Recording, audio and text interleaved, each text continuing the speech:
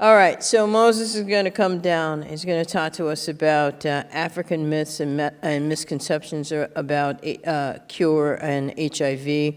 And this is Moses Supercharger. You going to come on down? Come on down, man. Start making it down. All right. All right. All right. What's up? How you doing? You look good. I like your outfit. All right. You got slides? Okay. What you want? You want that? You don't want this? Okay. Oh, yeah. Oh. Wow. Thank you. Good evening, ladies and gentlemen. I want to start my presentation in a different way. I want to sing for you a little song so that you can energize a little bit. I am a mama, I am a mama, I am a mama, no cure without you. Can you tell your friend that no cure without you? You tell your friend, I am a mama, I am a mama, I am a mama, no cure without you. Okay. Thank you so much. Ladies and gentlemen, I'm called Moses Supercharger. I'm a person who has been living with HIV since 1994. And I tell you, I've taken medications for the last 2 decades, and it's not easy at all. It's not easy at all. But one thing I have as Supercharger, I know the cure is coming. It's coming. It's not coming next year, but it's coming this year. Yes. And I was very disappointed this morning when I had a colleague who was saying he's really disappointed. It looks like he's not going to have a cure in his lifetime. I tell you, my bro, 2 years before Timothy Brown was announced cured, nobody believed that there would ever be a person cured of HIV. But here we have Timothy Brown. And we have got to continue believing in our researchers, in our advocacy. The cure will come, I'm telling you. The topic I'm going to talk about is called African Myth and Misconception about the Cure. I had an organization called Stigmaless Uganda. It's an organization of young people born and living with HIV in Uganda. I'm also a member of the IAS Cure Advisory Board. I also chair the Joint Clinical Research Center Community Advisory Board.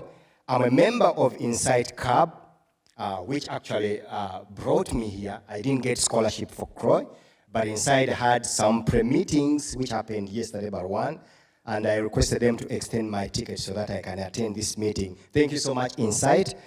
And I happen also to be a member of the ACTG. I was a CSS member rep for the Arts Committee. The background, I come from Uganda, from Africa, the most beautiful continent in the world, which has a population of 1.3 billion people, contributing 20% of the global population. But I tell you, it's very unfortunate and sad that out of the 36 million people living with HIV, 27 million are in my beautiful continent, Africa. Can you imagine? We are 7 continents all over the world. If you divide 36 between the 7 continents, you'll get at least 5 or 4 million from each continent. But 27 million people are just in one continent. And that is a big concern. Why do we want a cure in Africa? The burden of taking medications every day. I tell you, I've taken medication. I tested in 94. But I did not access treatment until 1998. I started treatment in 1998. I've taken medications, and these medications that I take are not good at all. I was hearing Superdolge saying he's taking nice tabs, taking 1 pill a day, Microdolge. You are taking a nice tab, take 1 in a day in USA, but this is not happening in my continent. Right now, I'm taking 7 huge tablets every day. Can you imagine? And they really have bad side effects. Every time I take them in my stomach, I need to go to the restroom. And I can't take them without food. You know, people who have ever tested lopinavir and ritonavir, in combination with Combiva, what it means. I'm taking Alluvia, Combiva, and Septrin. Those are 7 damn big tablets every day. And I hate them, but I love them because they have really made me what I am now. I'm strong and be able to do what I do because of those tablets. We want the cure because of the mortality, the death. So many people are dying because of HIV. Can you imagine in Africa every year we lose 340 folks every year in my continent? We don't want them to die. We want the cure because of the cost. We can't manage buying ARVs for ourselves. 90% of all the funds that we use to buy the medications and to manage HIV and AIDS in my country are paid by United States of America. Can you put your hands together for USA, ladies and gentlemen? But America also has domestic problems which needs funds to make them move. But they are paying these medications every day. The fear is one day somebody will wake up and say, enough is enough. It's time you manage your business. But I tell you, my country can only handle 10%. The 90% is being managed by United States of America through PEPFAR. We want the cure of HIV. Stigma. Can you imagine in my country you cannot get married to a person before they test you? You cannot be wedded in church before the pastor gets to know about your status. There is a lot of stigma in my country. So much business and so much money is being collected from countries like Oman, China, Arab countries, and so many people are going there for greener pastures. But these countries test. For you to get a visa to go to China, for you to get a visa to go to United Arab Emirates, you must be tested. And so many folks are very disappointed in Africa. They can't go for these jobs because of HIV, the toxicity, you know. The option, ladies and gentlemen, as I speak right now in my country, we have a problem of HIV drug resistance. And we have folks who are on third line. 1,300 in Uganda are on third line, and they have no option. If that medication fails, it's the end of them. So they are praying every day for the cure to come. Ladies and gentlemen, let me go to the next slide quickly. I don't want to take so much long. The misconception and myth which I'm going to talk about are basically based on personal and unguided reasonings. And before I came here, ladies and gentlemen, I organized several community meetings to interact with different community groups to ask them about the misconception they have about HIV cure. And this is the report, ladies and gentlemen. Majority of the folks in Africa think that suppression is cure. Majority of people in Africa on earth think actually that when you get suppressed, you can stop medication. And in the group which I interviewed about this issue, a young man stood up and said, they tell us that actually ARVs kill the virus. And actually, when they did my first viral load, I had 2 million virus in my body. When I did the second viral load, they told me it was below 100. When I did the second viral load, they told me it was around 1,000. And I started asking myself, where did the rest go? It was killed by HIV. So he started thinking that the more you take, the more it will be killed, and you reach a time when there is no more HIV in your body. And when this guy was told that he was undetectable, guess what? He stopped medications. He thought he was cured. So we need more education in Africa to tell people that undetectable is not cure. We need a lot of education about this complicated issue of reservoirs, which is even disturbing our researchers. The biggest culprits of this problem are the young people. New prevention and treatment tools are taking so much space for the HIV cure research. Now, in Africa, we think that actually The people who are supposed to find us the cure, they look at the treatment which we have today and say, if they can live, if they have a healthy life, why waste the energy and funds into finding the cure? Let them take the medications. Let them fall one by one. That is the thinking in my continent, Africa. Americans and Europeans have the cure, and they are hiding it away from Africans. This is one of the misconceptions and myths that is in Africa. And they have reasons to back this claim. They say Timothy Brown was cured 12 years ago. He's an American. He was cured in Europe. Why not in Zimbabwe?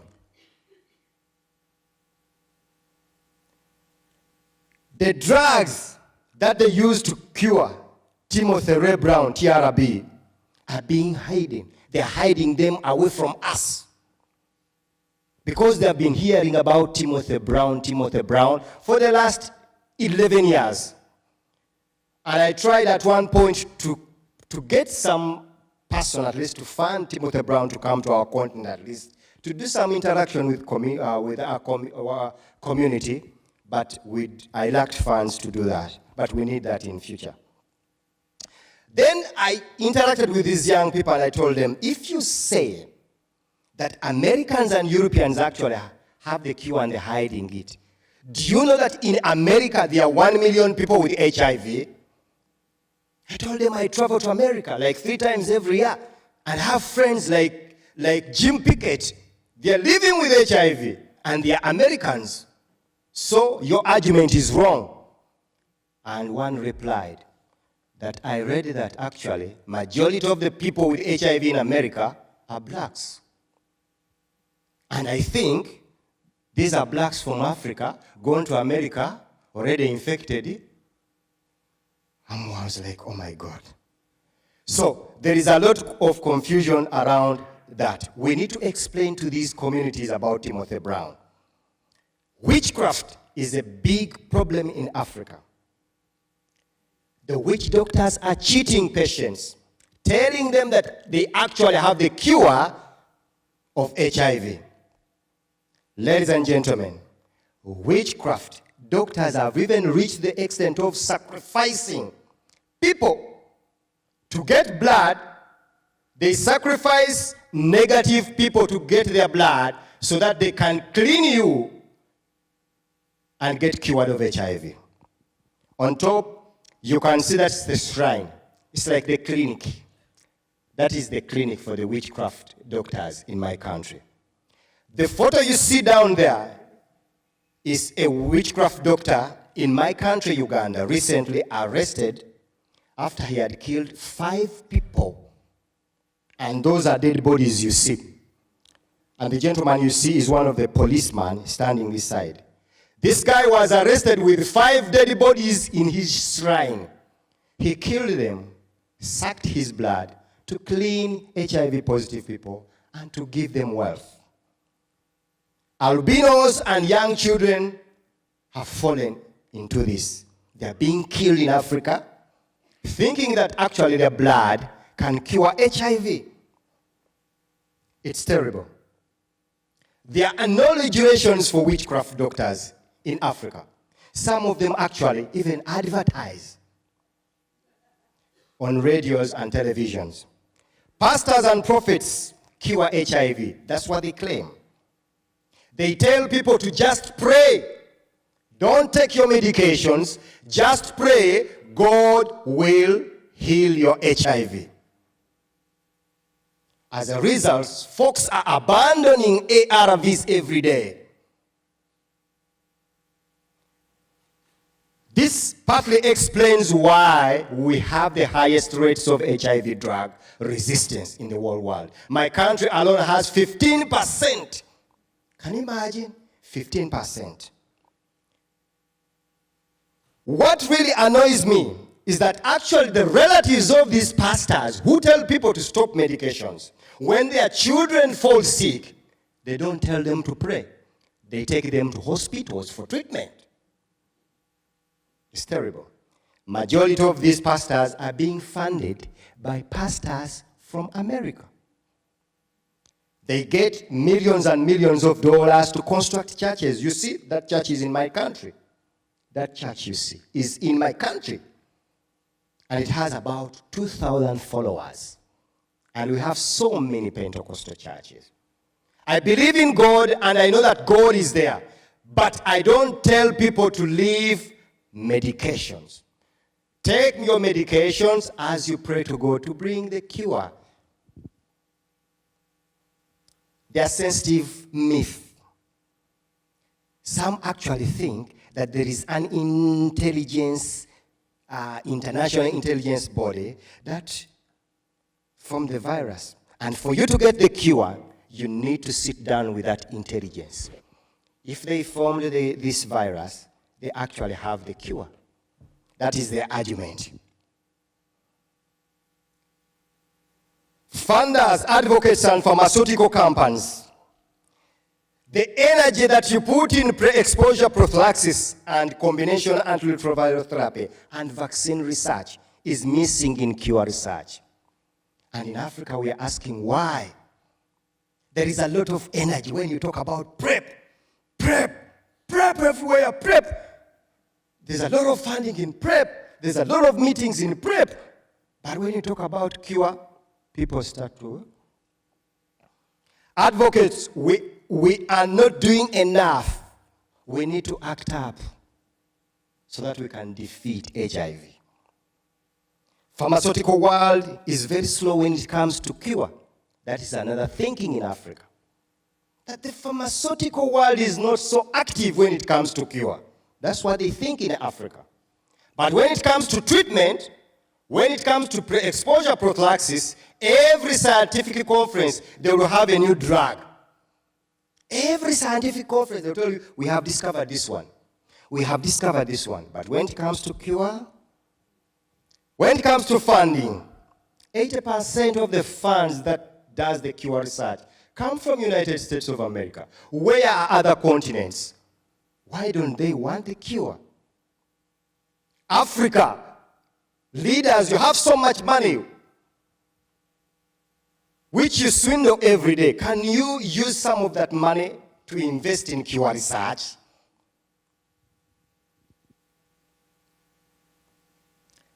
Ladies and gentlemen, that picture you see, this guy is running for the cure, but the funding is going in the opposite direction.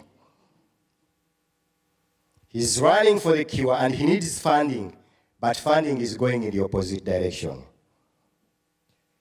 The media is confusing people in my country. As I speak right now, people are buying garlic every day, mixing it with ARVs, thinking that actually garlic can cure you. And the media has confused people. When the PrEP came, there was a big story in this very paper that a vaccine has been discovered.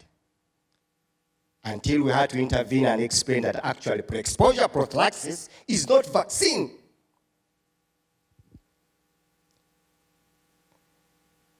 Cure breakthrough. Even when there is a cure breakthrough, people think that it will still be for the rich people. And it will take long to come to Africa like art. Remember when you started taking art, it took us almost 7 years to get art. They think it will be very expensive. There are some programs which are confusing folks in Africa, ending HIV by 2030. I was in Manafa recently interviewing people, and actually some of them told me that actually HIV is going to end by 2030 because they have heard that UNAIDS is bringing the cure in 2030. That's why the slogan ending HIV by 2030. And I was telling them, why do you think like that?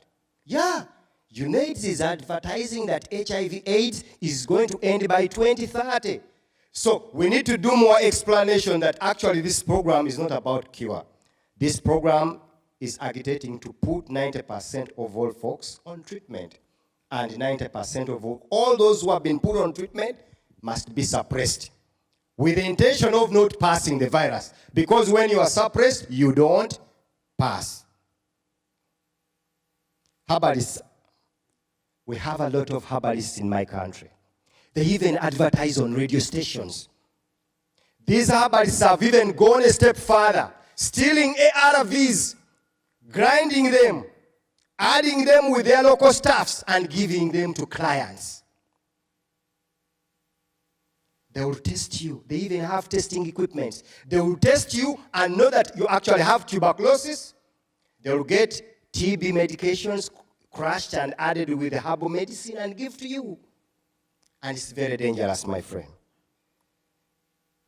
In conclusion, fake news, lies, and misinformation about the HIV cure gives false hopes to folks with HIV and threaten to reverse the good news, the good work being done by UNAIDS and its global partners to end HIV by 2030.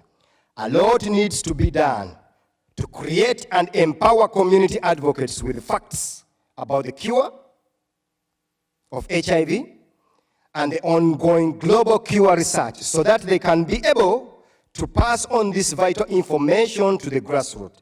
Some of the impossibilities in 1990 are now possibilities due to the enthusiasm and commitment. A cure of HIV is very possible if we all stakeholders can agree to double the enthusiasm, energy, and funding. Ladies and gentlemen, I want to end with this slide. This slide is an adherence rehabilitation center which I'm constructing in my continent. Because of the problem of resistance, because of the problem of empowering people about all these issues, about the cures, about the bad myth and misconception they have, I started constructing an adherence rehabilitation center where young people can come and get empowered. This center has taken long because I don't have any funder. I use personal savings and savings from folks, friends. So the appeal which I want to make, though I didn't ask Richard to give me permission, is if you have a folk out there who can assist us roof the first floor, you're welcome. Roofing just the first floor needs $5,000. And if you are there and willing to support us with a $10 or $20, you can send to me. Remember, a bag of cement in my country costs just $10. Ladies and gentlemen, this center will be used to empower young people, to help them take their medications, to help them fight the myth and misconception about the cure of HIV. Ladies and gentlemen, advocates, let's empower young people. When you look in this room, majority of the active advocates now are above the age of 45. And my concern is that in the next 20 or 15 years, if we don't involve young people right now to become advocates, we don't have successors to take on our work. Because you don't expect Jim to be as active as he is now in the next 20 years. So we need to start thinking of ways of involving young people in these meetings that we have. Thank you so much.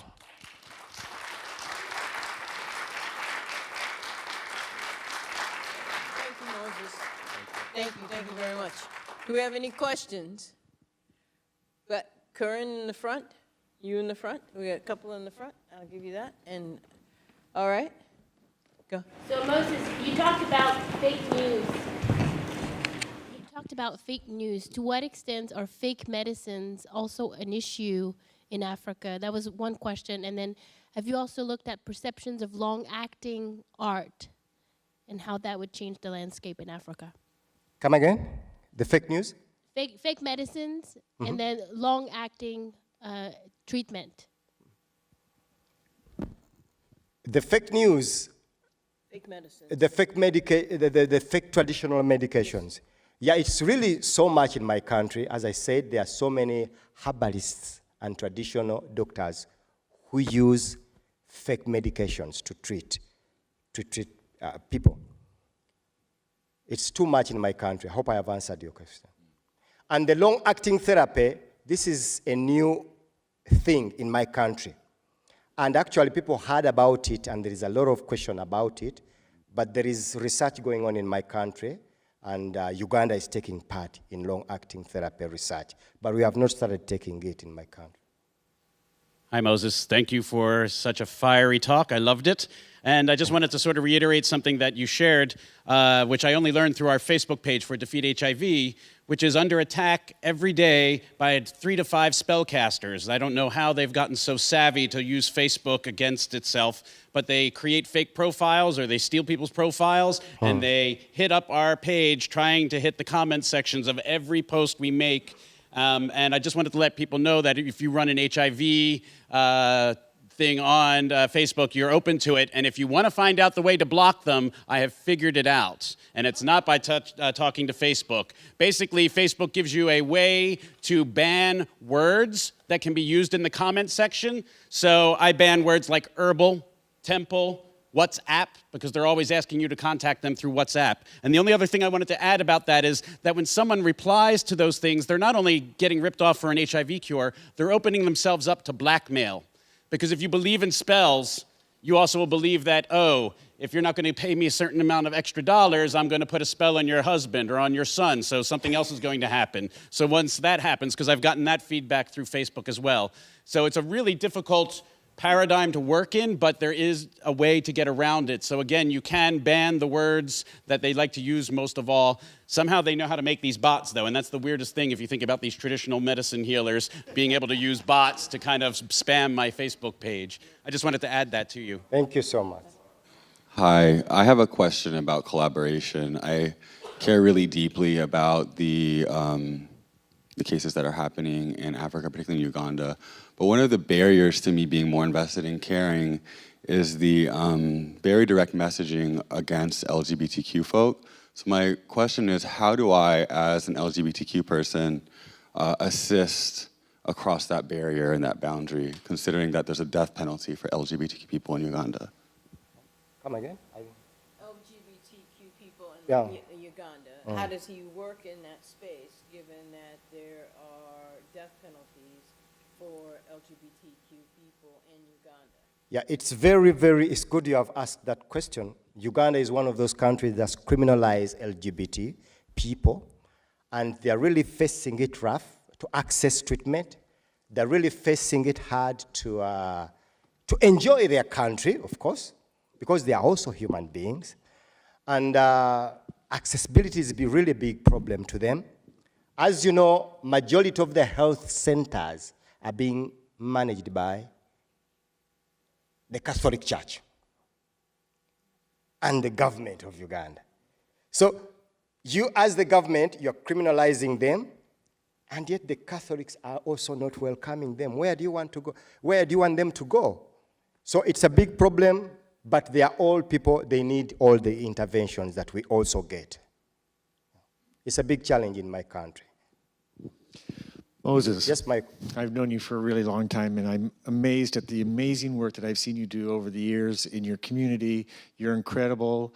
Your YouTube videos, your twerking, your everything. You have done such amazing things trying to educate your community, and that's what this is really all about, is just getting rid of these myths and getting rid of all this bad information and these bad beliefs. Thank you. So your country in Africa needs 500 superchargers, 1,000 superchargers, 5,000 superchargers, 10,000 superchargers, and you're not there. So I'm wondering if there's some way that you could get funding or support to take more advantage of media and YouTube and all that, and your fabulous videos that I've seen you do on the STAR trial and all of that, to really try and just really focus in on these horrible things that you're telling us about.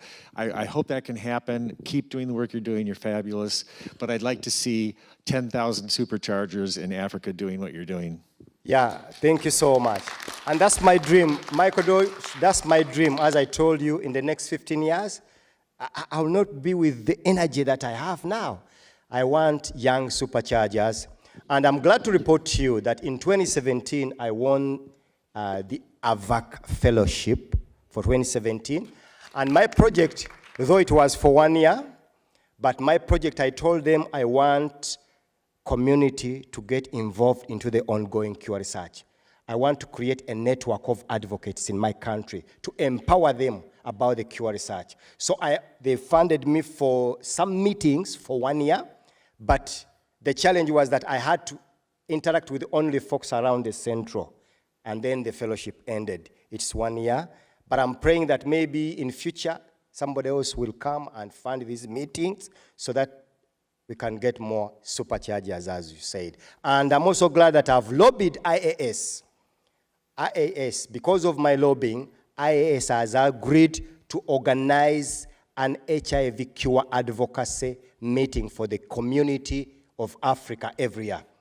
And the first meeting happened in my country last year, and this year's meeting is happening in Botswana. But the membership, they're doing a very good job, but they get 30 advocates per academy. We need like 150 every academy, but they don't have fund. But it's better than nothing. Yep, sure. One more. Hi. One more. Is this on? Yeah. I'm Carol. Hi, Carol. For 19 years, I was part of a group of people who took unused, unneeded HIV medications and antiretrovirals, antibiotics, and got them to providers in Uganda and other countries, Ethiopia, Sudan, Somalia. Thank you. We need superchargers in this country because it's a shame in this country that now we have bins in our pharmacies where people in their short-sighted, conservative ways take their unused medications and put them in a bin to throw out, when there are millions of people across the world and in Africa who could use them. One clinic in Kenya said over the 11 years he got medication, we donated $5 million worth of antiretrovirals that would have been thrown out. So we need superchargers like you in this country to recognize the rest of the world needs what we are throwing away. Sure. I agree with you. Thank you so much. Bye. Thank you, brother. Thank you so much. Thank you, brother.